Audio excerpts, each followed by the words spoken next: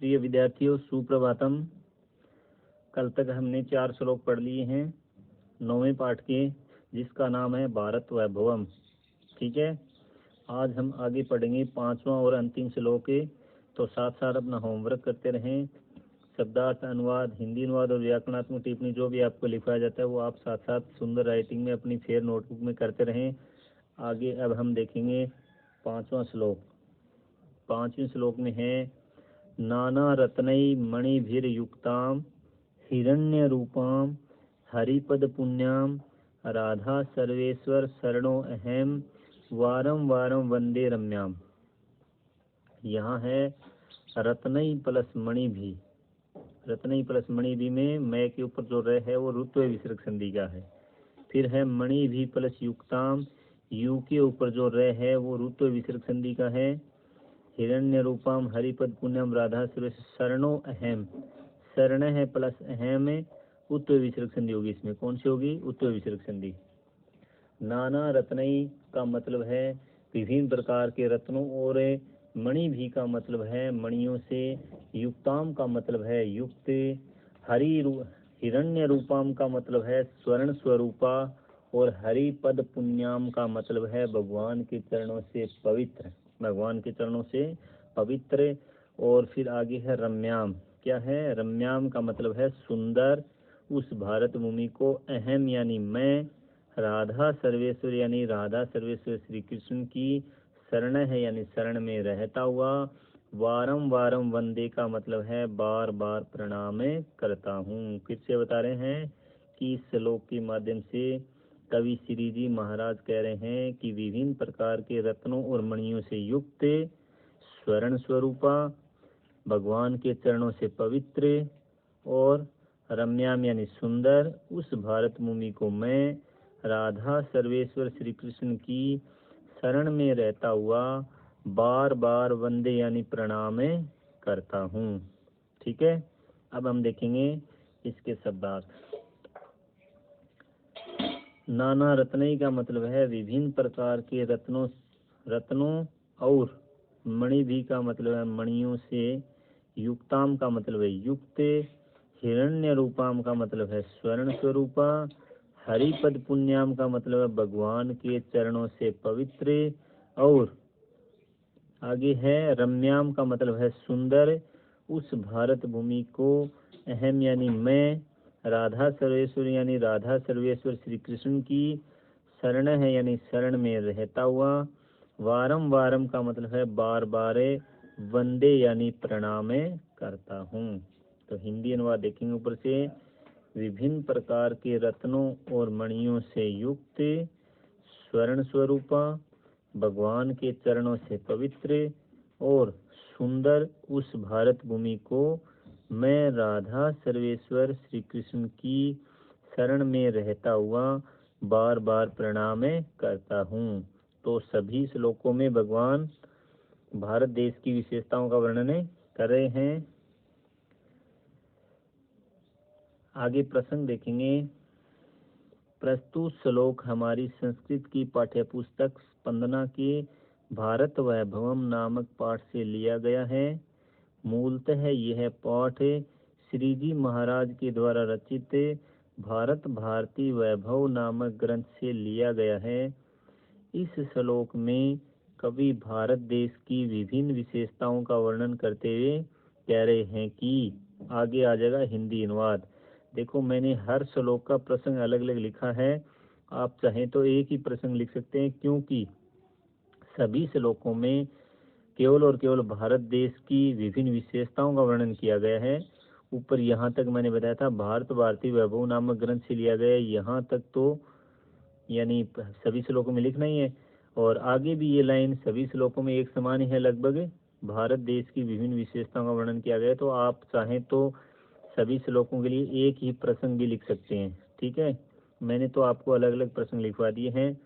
आगे इस श्लोक का हिंदी अनुवाद देखो। विभिन्न प्रकार के रत्नों और मणियों से युक्त, स्वर्ण स्वरूपा, भगवान के चरणों से पवित्र और सुंदर, उस भारत भूमि को मैं राधा सर्वेश्वर श्री कृष्ण की शरण में रहता हुआ बार बार प्रणाम करता हूँ। ये हो गया इसका हिंदी अनुवाद। आगे हम देखेंगे व्याकरणात्मक टिप्पणी में क्या है।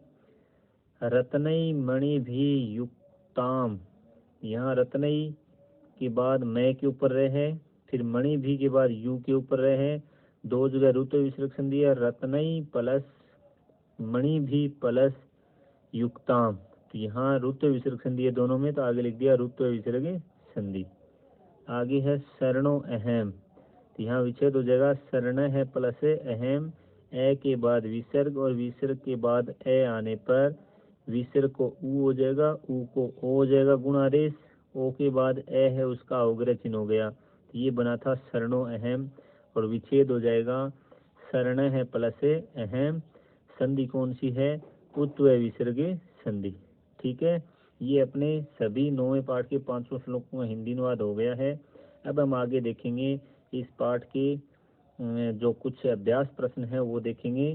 ठीक है, अभ्यास प्रश्नों में सबसे पहले हम देखेंगे वस्तुनिष्ठ प्रश्न।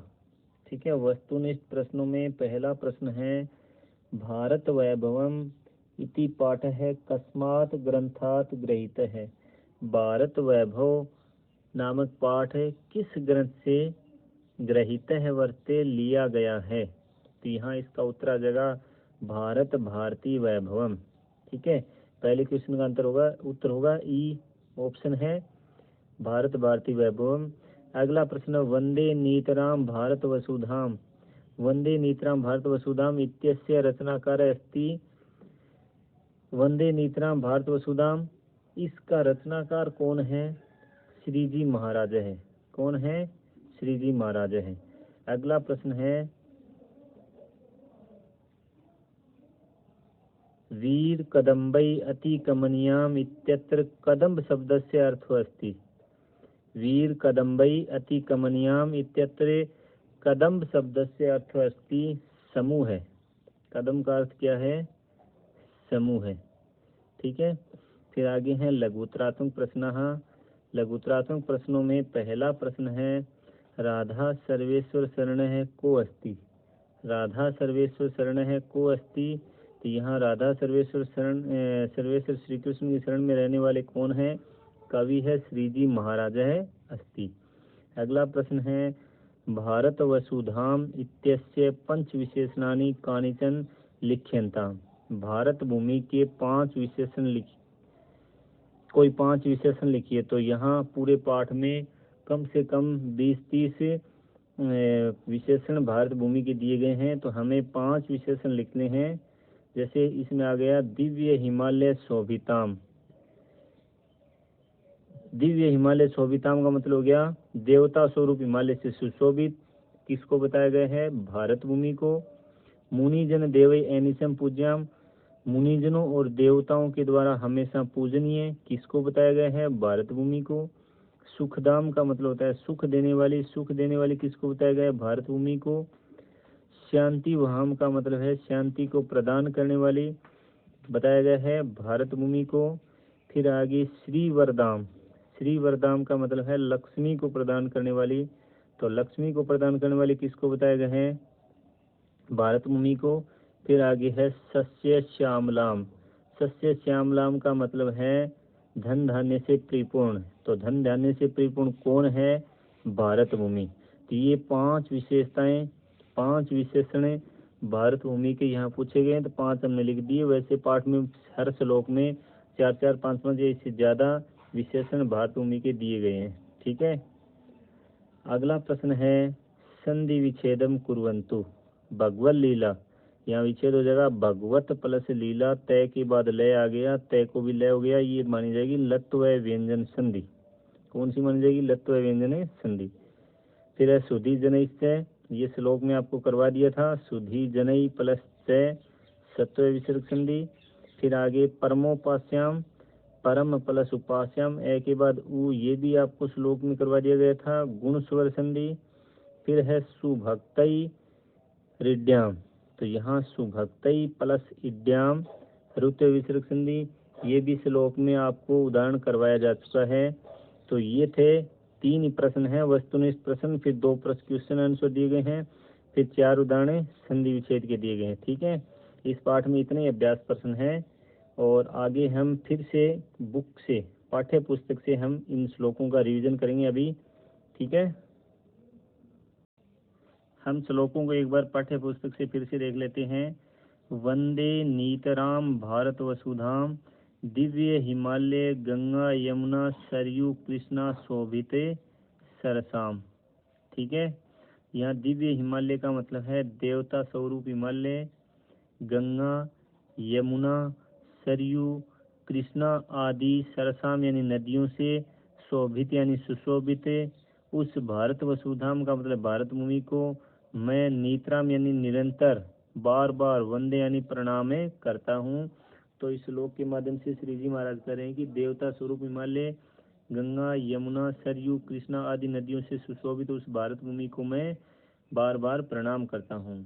अगला श्लोक है, मुनिजन देवई एनिसम पूज्याम जलधि तरंगई अंचित सीमाम। मुनिजनों और देवताओं के द्वारा हमेशा पूजनीय, समुद्र की तरंग यानी लहरों से, अंचित यानी सुशोभित, सीमा यानी सीमा वाली, समुद्र की लहरों से सुशोभित सीमा वाली। भगवत लीला का मतलब है भगवान की लीलाओं का निवास स्थान, भगवान की लीलाओं का निवास स्थान है। ताम नाना तीर्थे का मतलब विभिन्न प्रकार के तीर्थों से, अभिरमणीयाम का मतलब है सुशोभित, ताम यानी उस भारत भूमि को मैं बार बार प्रणाम करता हूँ। फिर से देखिए, मुनिजनों और देवताओं के द्वारा हमेशा पूजनीय, समुद्र की लहरों से सुशोभित सीमा वाली, भगवान की लीलाओं का निवास स्थान और विभिन्न प्रकार के तीर्थों से सुशोभित, ताम यानी उस भारत भूमि को मैं बार बार प्रणाम करता हूँ। अगला श्लोक है, अध्यात्म धृत्रीम गौरव पूर्णाम शांति वहाम श्री वरदाम सुखदाम सस्य श्यामलाम कलिताम एमलाम कोटि कोटि जन सेवितम उदिताम।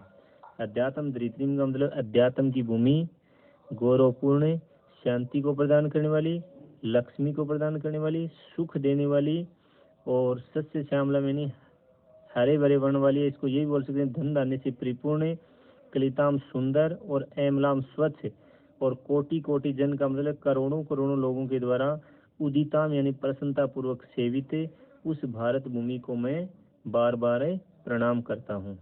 फिर आगे है, वीर कदम्बई अति कमनियाम सुधी जनैश्च परमोपास्याम वेद पुराणे नित्य सुगीताम राष्ट्र सुभक्तई इड्याम भव्याम।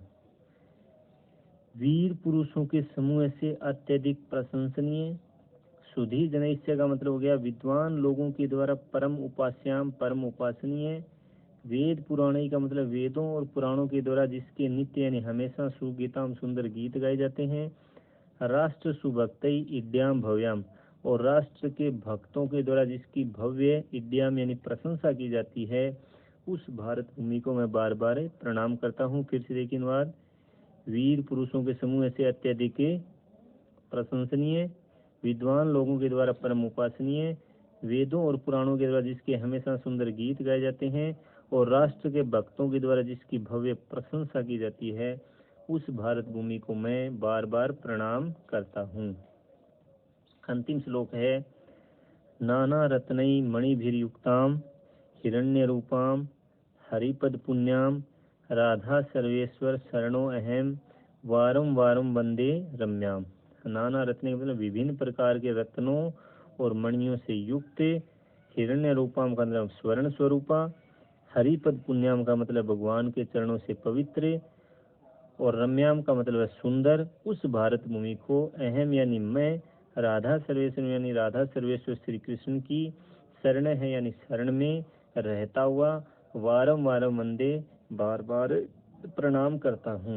विभिन्न प्रकार के रत्नों और मणियों से युक्त, स्वर्ण स्वरूपा, भगवान के चरणों से पवित्र और सुंदर उस भारत भूमि को मैं राधा सर्वेश्वर श्री कृष्ण की शरण में रहता हुआ बार बार प्रणाम करता हूँ। तो ये था अपना 9वां पाठ है, जिसके आपको 5 श्लोक हैं वो करवा दिए गए हैं, और जो अभ्यास प्रश्न थे वो भी करवा दिए गए हैं। कल हम पढ़ेंगे आगे 10वां पाठ है, जिसका नाम है सुभाषित रत्नानी।